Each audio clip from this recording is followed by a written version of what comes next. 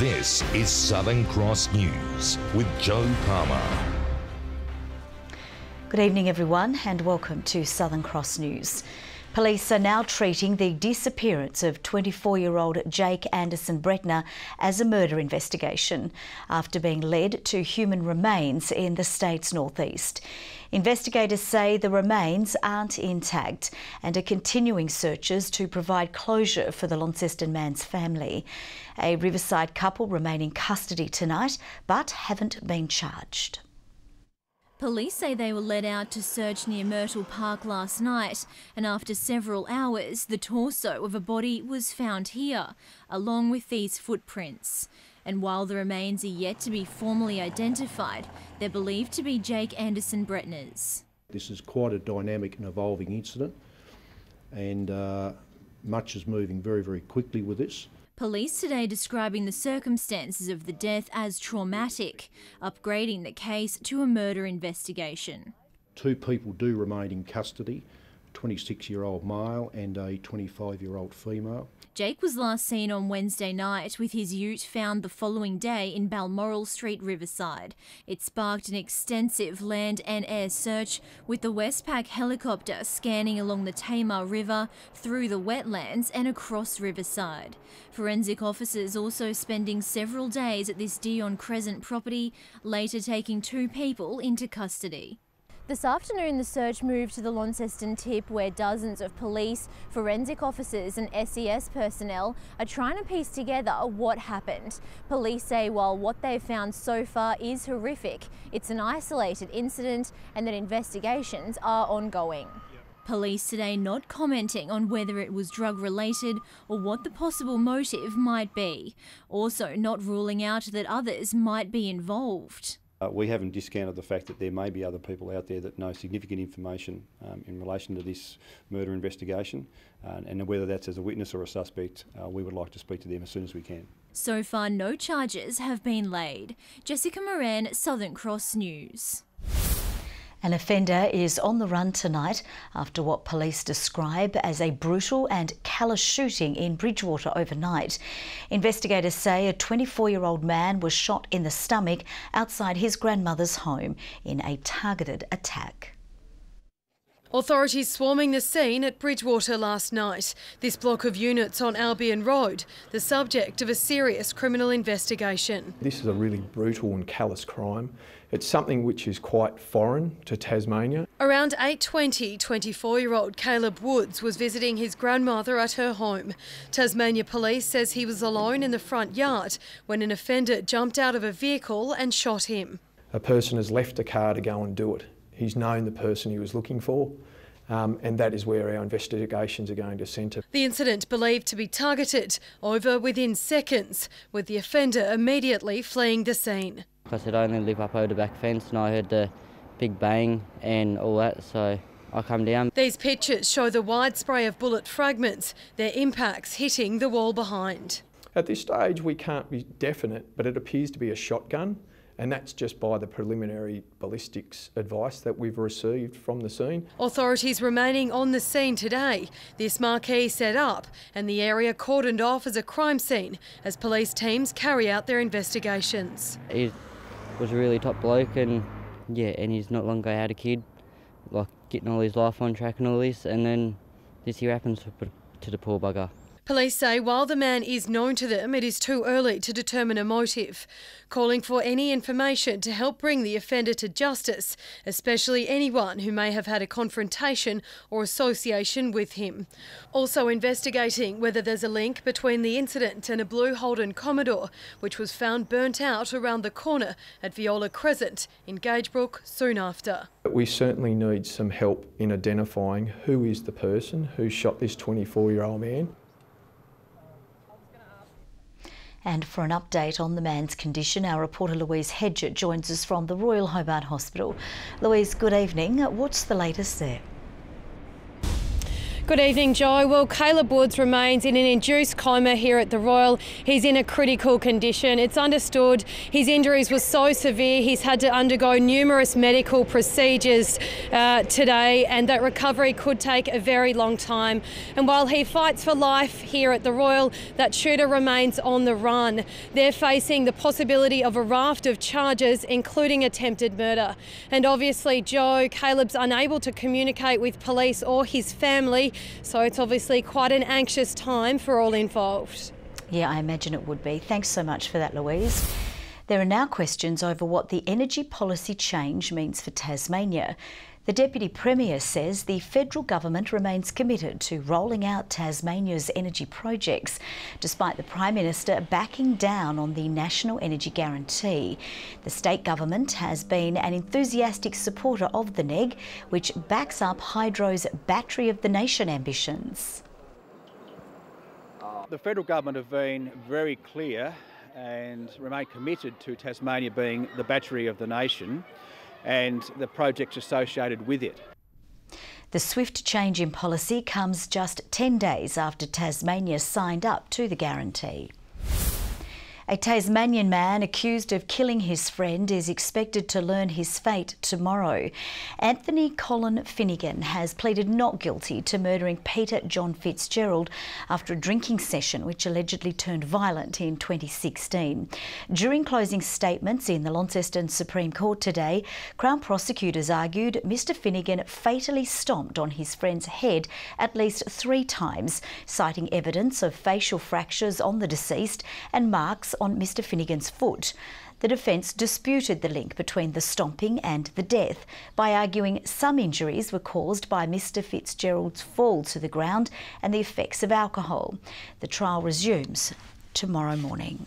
The Hobart storm that struck in May has been confirmed as the largest natural disaster in Australia so far this year.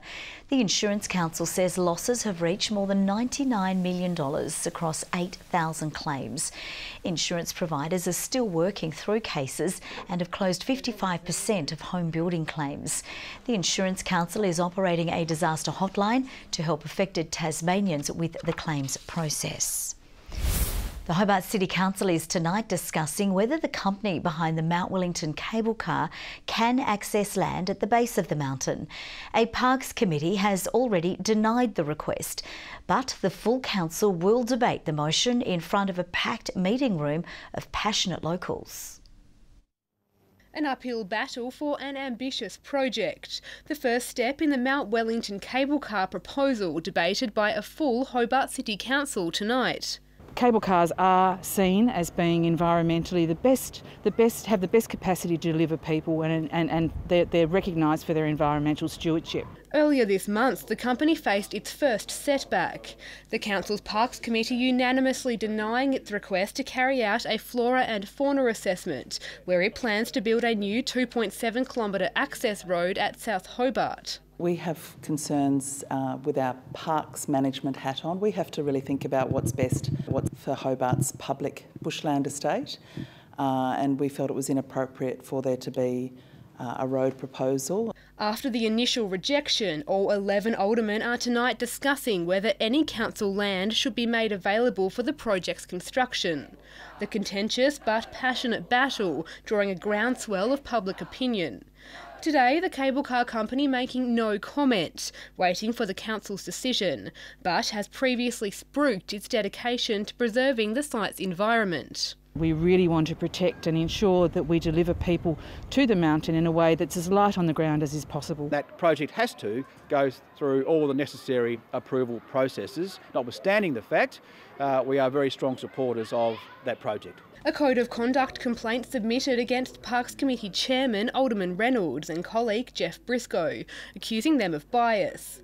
In a statement, it called for a fair and unbiased decision pathway for the project.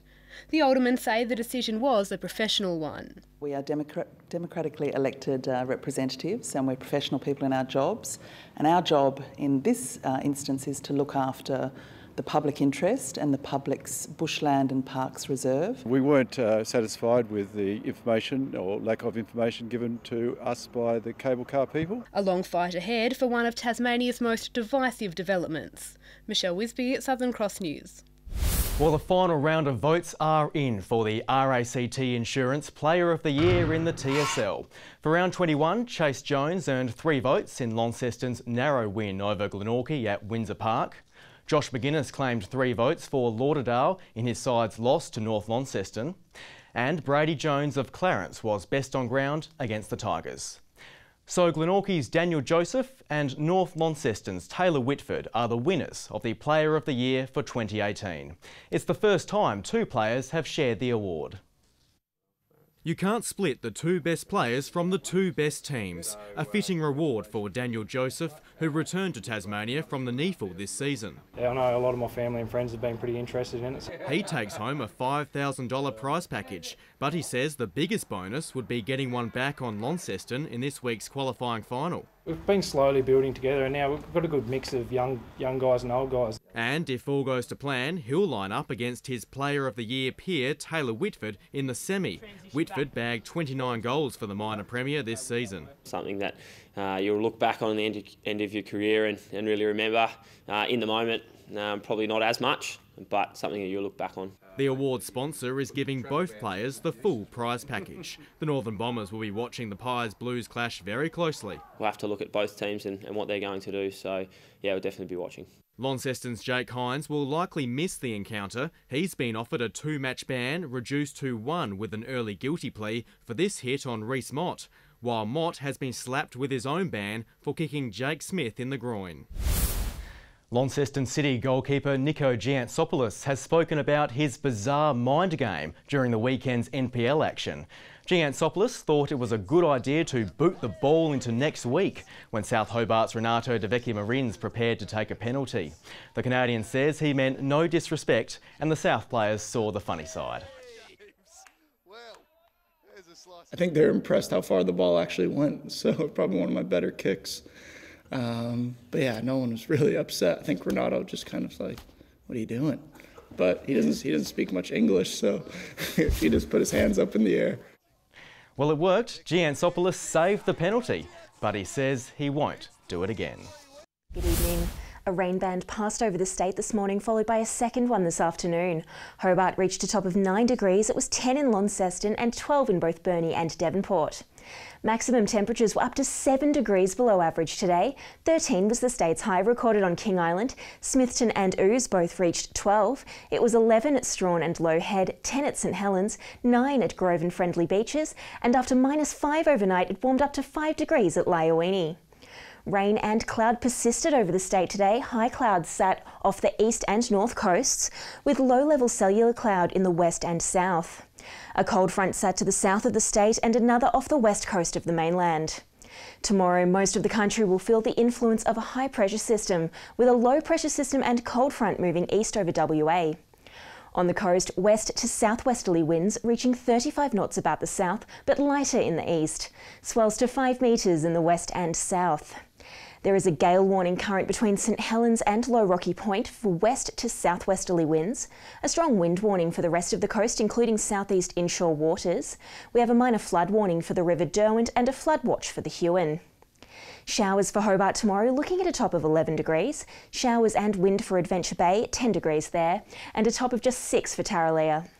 A cloudy day for Launceston with a top of 12. Devonport 12 degrees also, partly cloudy. Bridgewater 13. Burnie, a possible shower, 12 degrees. Showers for Strawn, 10. Marrawar, 11. A possible shower for St Helens, 13 the top. Swansea, 12 degrees with showers developing. Whitemark, 13. Looking further ahead now, Wednesday we can expect widespread morning frost ahead of a fine day across the state.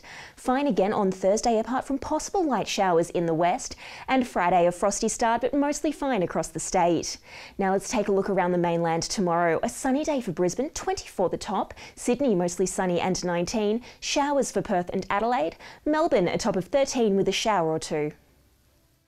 And right now in Hobart, 7 degrees and partly cloudy. Launceston 8 and clear. Devonport also 8 and clear. And it looks like after that cold night, it might be a tiny bit warmer tonight. Just a tiny bit though, not enough for me, Brit. Thank you very much.